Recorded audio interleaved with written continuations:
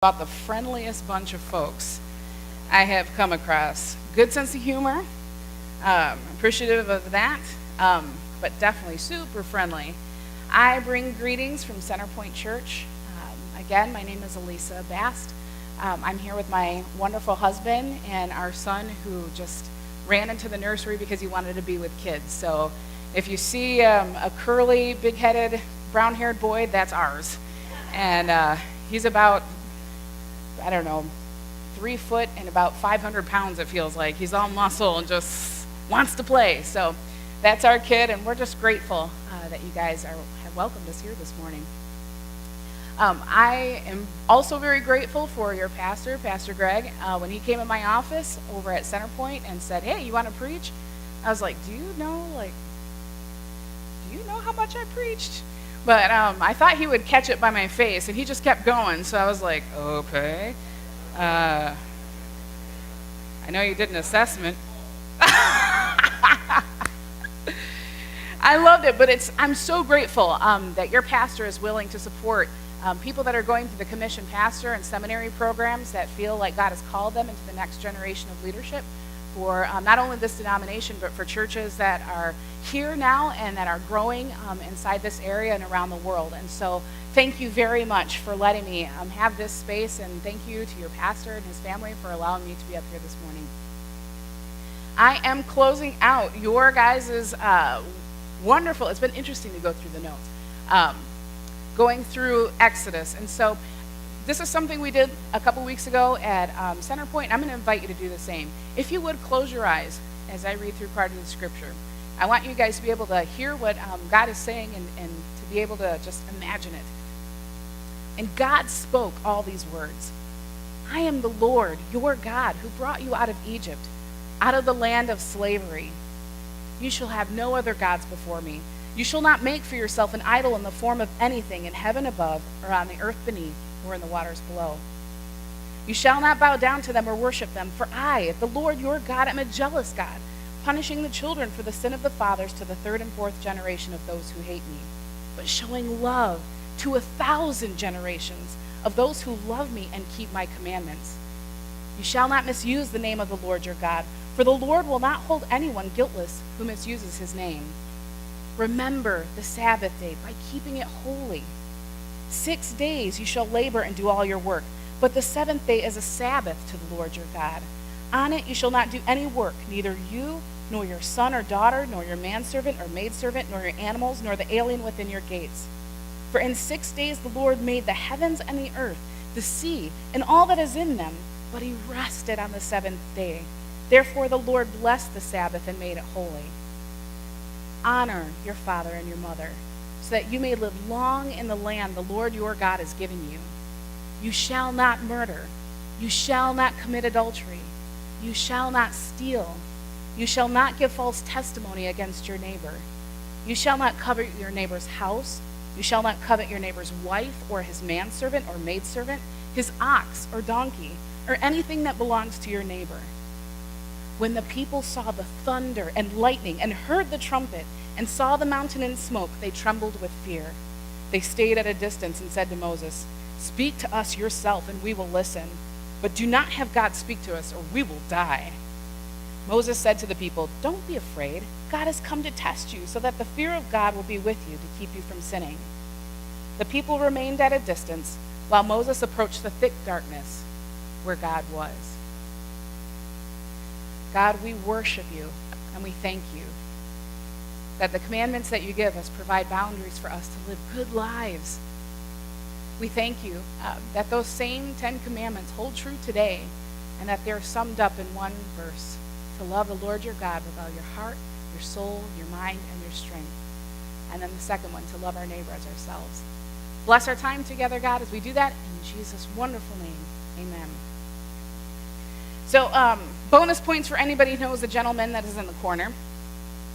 But one of the things that I was just really working through as I was praying for you and praying for our time together is that there's a part about us that we have to have rules. We have to have laws. So I'm going to ask you to interact just a little bit with me. What does the yellow light mean? So one honest answer, which I'm grateful for.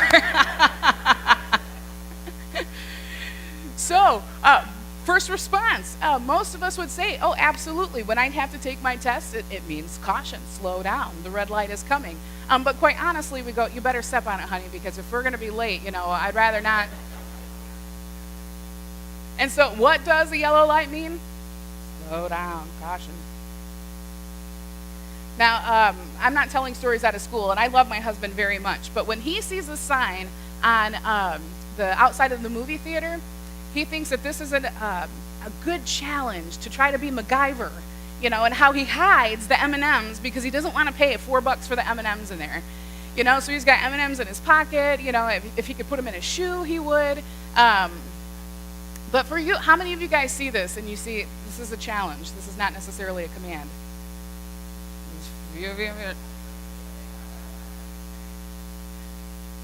Okay, last but not least,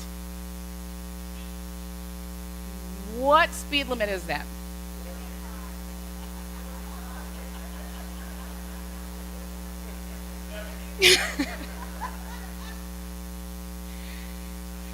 Yeah, exactly. Yeah, well, what do we say? Well, yeah, I really wanted to find out, is this really a thing?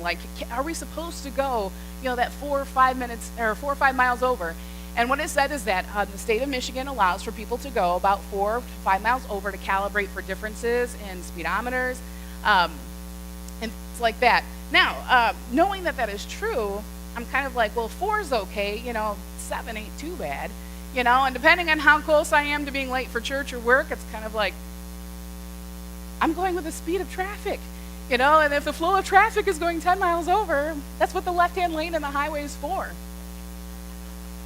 And so there's something about us that even if the law is there, that how we're built with our natural sin inside of us is that we'll always try to push a little bit past. There's something in us that is innately lawless. We're going to always try to do a little bit more, my goodness, if you've ever tried to diet and they say, don't eat this, and you're just like, yeah, but one won't kill me. And there's something that will always push past what we shouldn't be doing because it's how we're built. That's the sin nature inside of us. And so I love that God saw fit. Well, I went too far. How do I get one back here? Yeah, thank you. So here we have, they made it 3 months outside of Egypt. And God sees fit to say, you know what? You need some laws written down. And so Moses is asked by God to come onto Mount Sinai. He says, leave the other folks behind. I'm going to talk to you in such a way that they're going to trust that whatever you say came from me. And so here they are 3 months out, and already Jethro's had to come down, as you guys have been learning, and said, hey, you got too many people that have cases to settle. I mean, this is over 1 million people that are just running ragtag. Their first taste of freedom in 430 years. And it was designed to help them live, not just in the wilderness, but also where God was calling them to go. The land of Canaan was already inhabited. This promised land that they were coming to already had people living there. And what God promised them is he said, look, I don't want to wipe them all out, because then if you come in and try to farm or try to build, it's going to be a whole year. And so things are going to be out of control.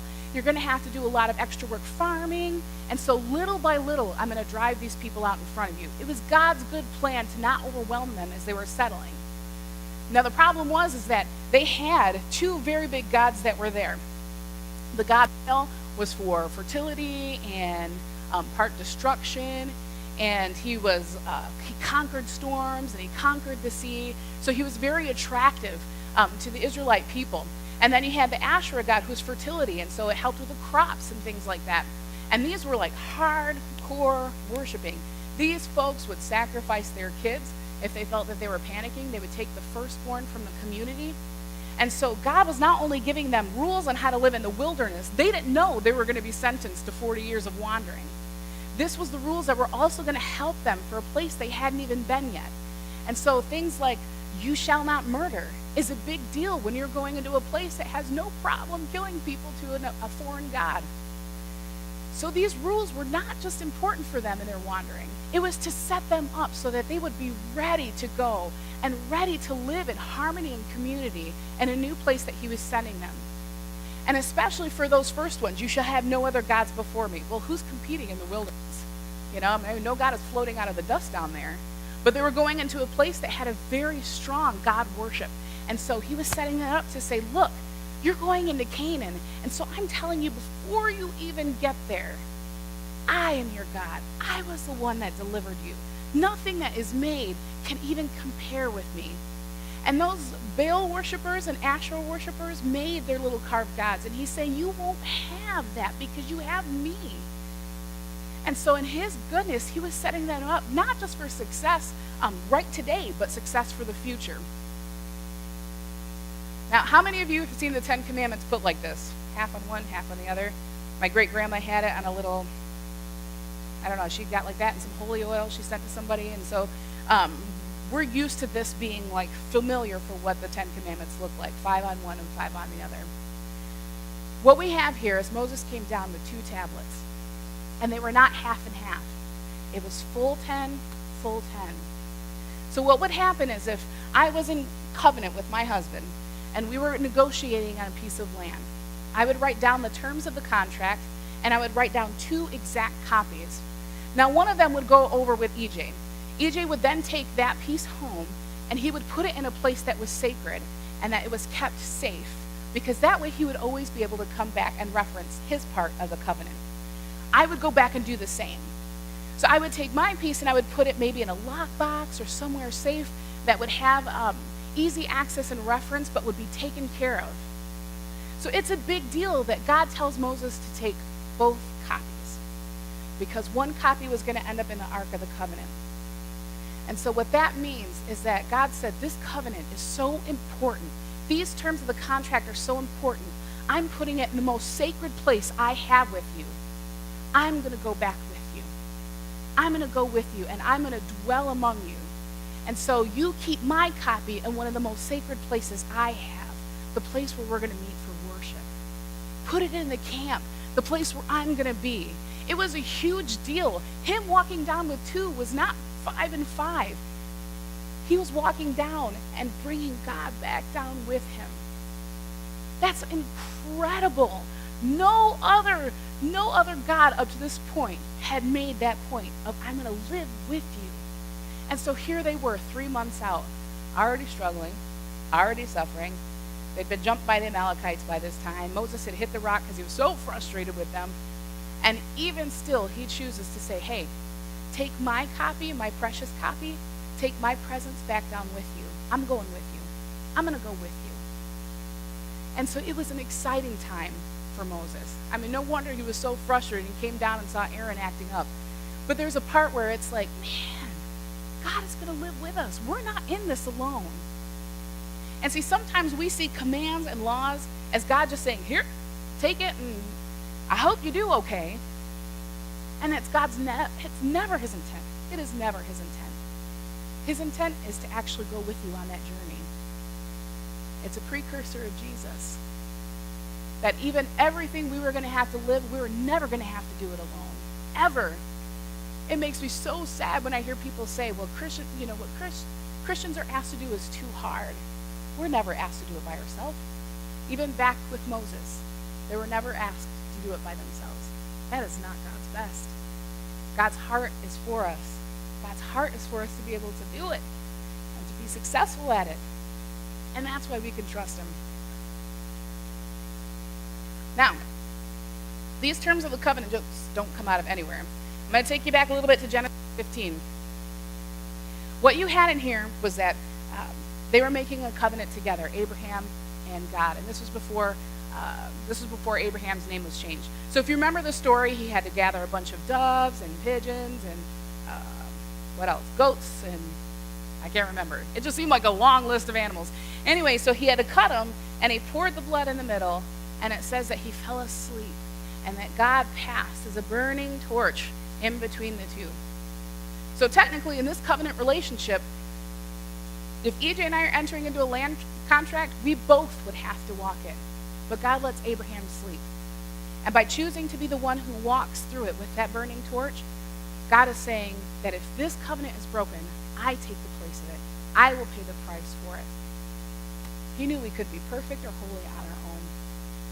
That law is impossible because what? We're lawless. There's something about us that has to be regenerated every single time. Because for us, we're always going to go back to our sin nature until God redeems us and renews us and restores us. And so he says, you know what? I know that I'm making this covenant with you today. I know in a couple hundred years that we're going to go ahead and lay down the terms of the covenant.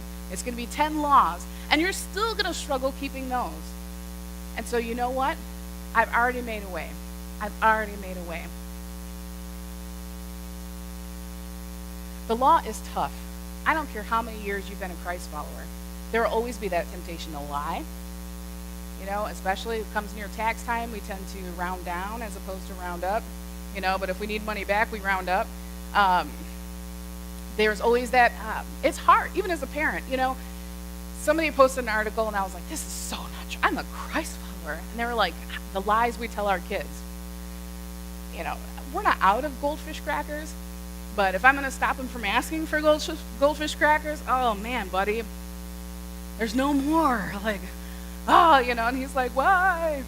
You know, and technically, people, that's a lie. There's plenty of goldfish. Really. You know, same thing. Oh, the car's out of gas. Is it really out of gas? You just don't want to give up the keys, you know? You know, your teenagers come to you, you know, come on, let me drive. You're like, yeah, I need to put air in the tires. I'm not really sure, you know. Like, and so there's little things that we do. We tend to, in our nature, and we're okay with it because it doesn't feel so bad. We're okay with it because it was necessary to do what we had to do. And so the 10 Commandments for us today might be, thou shalt not lie. You know, thou shalt not bear false witness on your tax returns. Thou shalt not covet your neighbor's Roth IRA.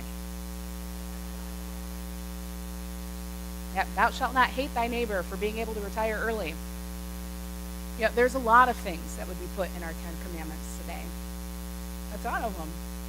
Because there's a part where we're at our worst. When we are without Jesus, we revert back to lawlessness. We can't help it. There's something inside of us that can't help it. So the good thing is this. The law for us is just a mirror. And it reveals where we're dirty. The parts of us that are unholy.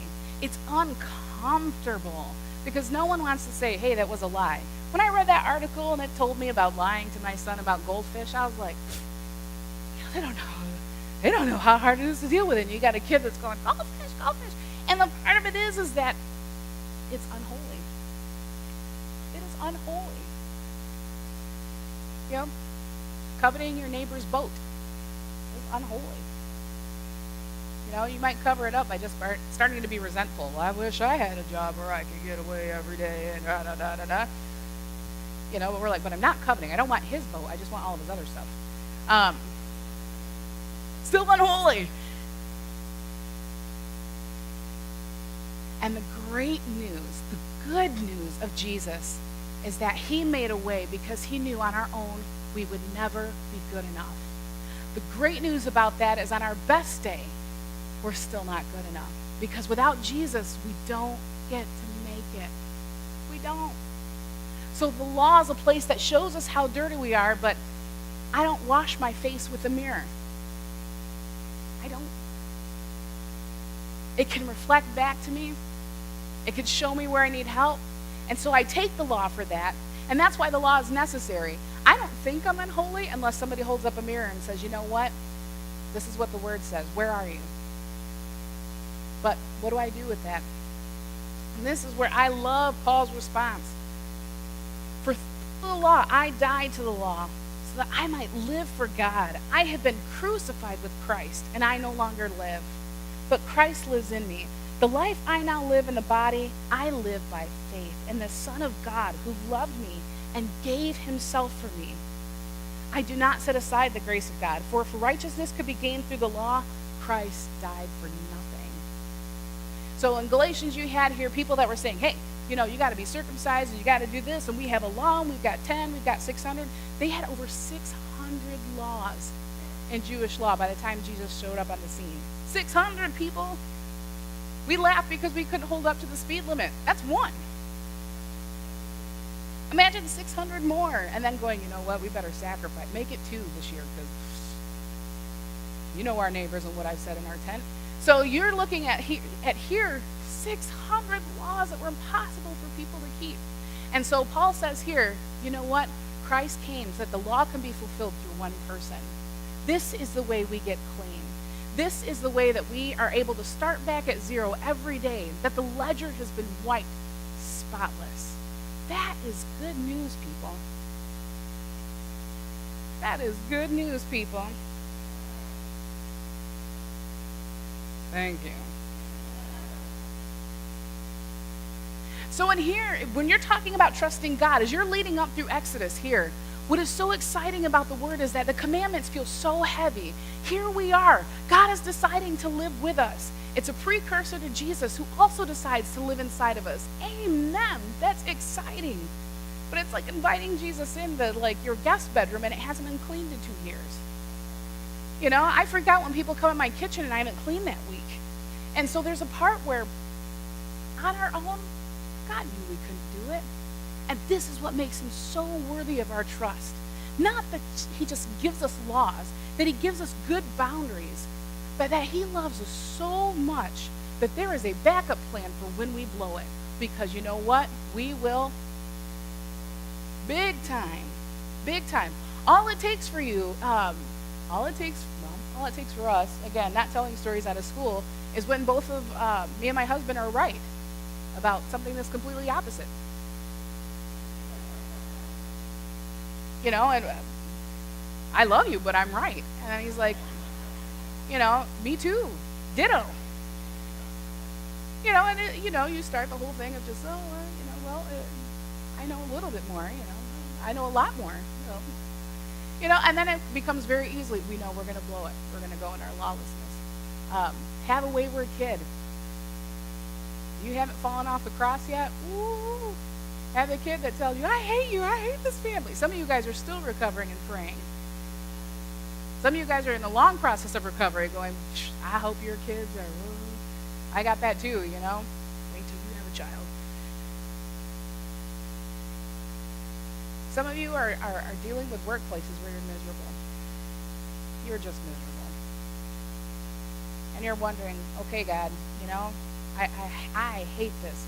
And boy, if I had that job, if I had his whatever, if I could do all this. And there's a part where your heart is just struggling. And you know that you love a very good Jesus who's living inside of you. But the guest bedroom is so dirty. So dirty.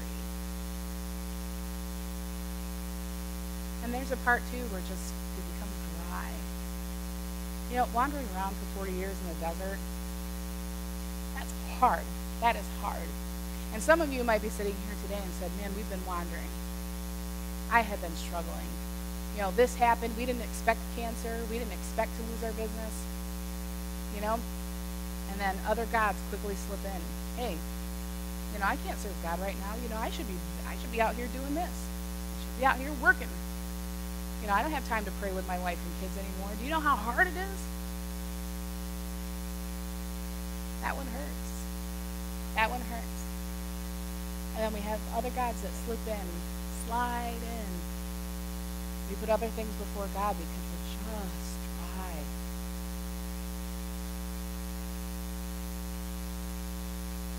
God in his ultimate goodness is so content. Like Pastor Greg prayed, he finds us right where we're at. He finds us right where we're at. And he makes a plan of escape every single time. If you feel like you're at the very end, there is always an escape. There is always a way out. Because that's why we trust God. Because he's that faithful. He is that good. That on our good days, we're not good enough. And on our bad days, we're not bad enough. We simply aren't. Because at the end of the day, it doesn't matter about us. The nature of God is that he's worthy of trust because he's good. So it's never contingent on how much we're able to fulfill the law. It's always contingent on the God that we can trust. So in God we trust. Why? Because we're born lawless. We can't do it on our own. Left to ourselves, we'll always revert back to selfishness. Why? Because it's how we're built. Now, there's a part of us that until God is able to redeem that sin inside of us, that will always revert back to that. The good life that God wanted the Israelites to have was for their benefit. It was supposed to be an example of the goodness of God, to be able to take people out of slavery and to be able to set them up in his name, in his glory, and to be prosperous in that land. Those laws weren't meant to be like a hammer pressed down on them. It was good boundaries for them to run around inside of. That's exciting. For those of you who've had the blessing of being parents, you know when you put up a fence around your home, it's that you want good places for your kids to play inside. And for some of you, you may be feeling like you're under some hard law by God right now, and it might be that you can't see. You might be in the wilderness, and God is simply setting you up for where he wants you to go next. Teenagers, I'm telling you, I did 16 years of youth ministry, and people are like, oh, the Holy Spirit, and I was like, oh my goodness, okay, here we go. And what it was is that people were setting up good boundaries in my life, not necessarily because of what I was going to do in high school, but because college was coming. And if I had no sense in high school, I was about to have 0 sense, and like -0 in college. And so there's laws that are put in place all the time, not necessarily because of where we are now, but simply where God wants to take us later. If you can't say no to a drink in high school, what makes you think you're going to say no to a drink in college? Really, honest and truly. So parents, if you quote me later, I get to leave next week, so you can quote me if you need to, and just, you heard what that lady said, use it.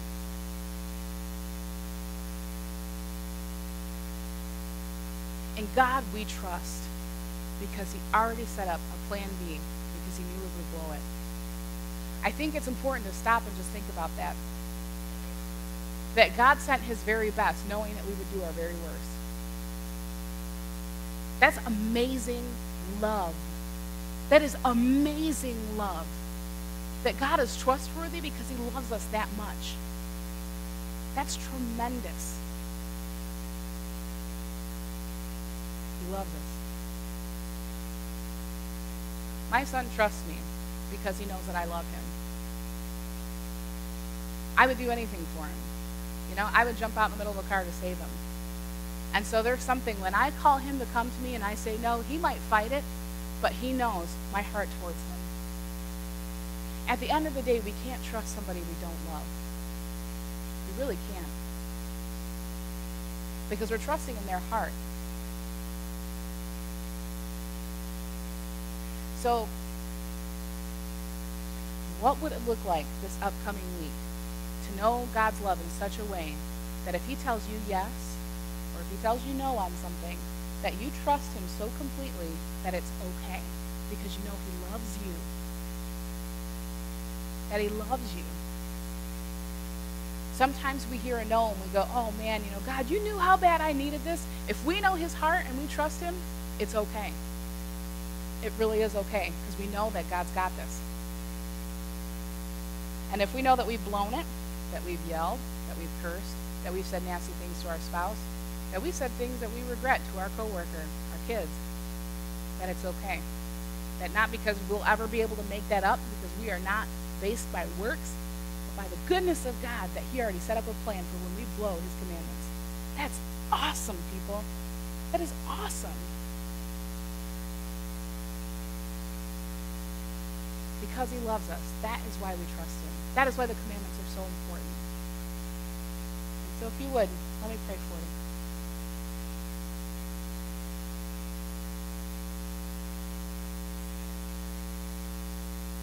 God, I know there are times when I hate rules. And I just hate them, God, because it feels like I'm having to say no to myself.